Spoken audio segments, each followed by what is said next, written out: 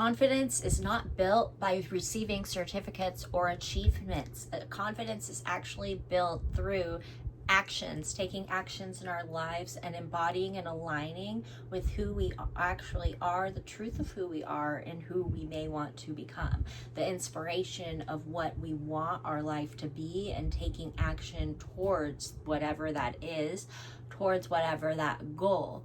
So it can be just so small, even if you see something that you want to start eating and you keep putting it off, or you keep putting off changing, stop eating this item and start eating this one for health reasons or whatever, and you keep putting it off, it becomes this misalignment within your body and your system, causing you to feel less grounded and less whole and embodied in your life. And it seems so small, but it actually is a really big deal. So when we take actions towards these things that we want to change in our life and our health, with our food, with our walking, with our strength training, with our hygiene routines, with whatever we want, with getting a new job, if we are not taking action towards the steps of the desires that we want, or the inspirations that we're drawn to, or that little feeling of, oh, I want to try that, or I want to do that, if we're not taking action towards those things, those are the things that diminish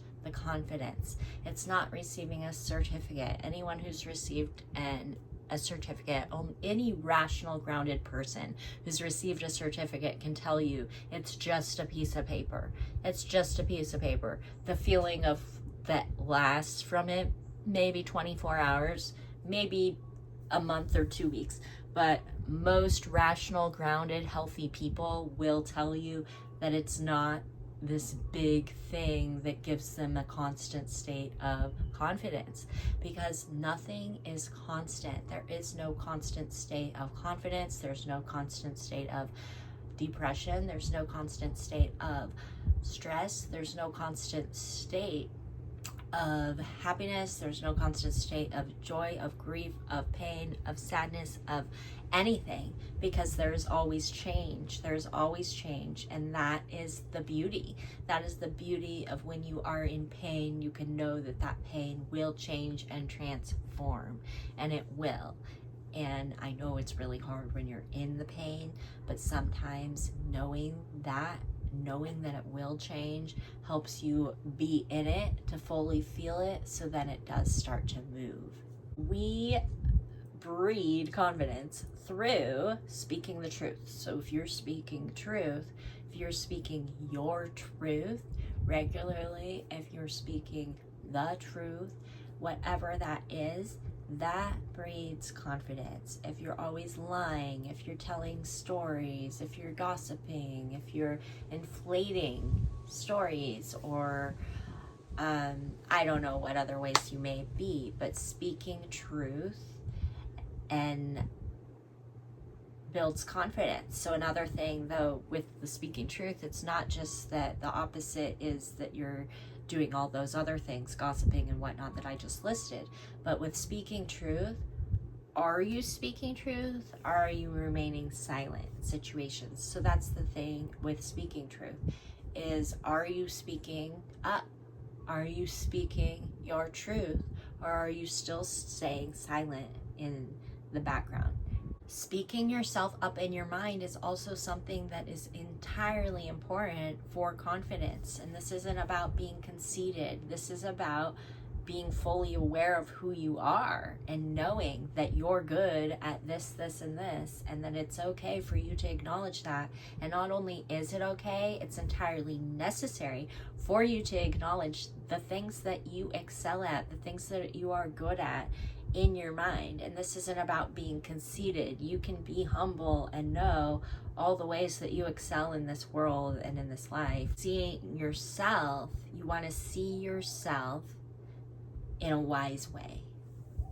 So it's not conceit, it's not arrogance, it's rooted in reality, because the proof is from your experience. So if you're wanting to meditate, if you know that meditating is good for you, you know all the benefits of meditating, and you're still not meditating, it's been like years. You remember hearing about it during the pandemic or this, that, and whatever, and you've read articles and you've heard podcasts and you're still not meditating, That might seem really small, but that misalignment within yourself where they're inside, you know that that would be good for you, beneficial, it would help you evolve and grow, and you're not doing it. There's this misalignment happening, this imbalance in your system that says something's off. But then when you start, if you start to sit down and do your meditation practice, you will feel, even in the first week, if you sat every single day for even 1 minute, if you even did 2 minutes up to 5 minutes, if you just sat in your practice, you will feel that sense of self-confidence, because not only did you follow through with what you wanted to do for yourself, but you also are now in alignment with the truth of what you know to be good and beneficial for your own self and your own growth. Make a list of the things that you've wanted to do that you're not doing. If you make a list of that, you can start figuring out a way of slowly incorporating those things into your life. And do it slowly. Pick one thing, because the problem is sometimes we want to change all the overnight. Sometimes we want to change overnight. In fact, we always want to change overnight. I do too, if there's things I want to change about myself. And even though change can happen in a single thought, it also does take time. So that's the paradox. Change can happen in a single thought, and it also takes time. So two things can be true at the same time, and we work with them together. And if you cultivate a daily meditation practice and become more aware of your mind and the thoughts that you're having, you're able to heal more parts of yourself and live more embodied in your life and in your world. There's sometimes you might sit in meditation and a memory will come back that really benefited you to come back, either to heal it or to remember who you are and parts of you that you had forgotten.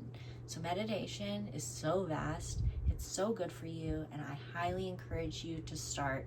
Please do let me know if it's something that you would be interested in coming to a weekly sitting with me where I would guide you through the practice once to possibly 3 times a week, something where I can help teach you and guide you in a way that allows you to cultivate your own habit of meditation and do it on a daily basis without needing an app or anything else to allow you to go inside and learn and grow and heal and experience joy and confidence.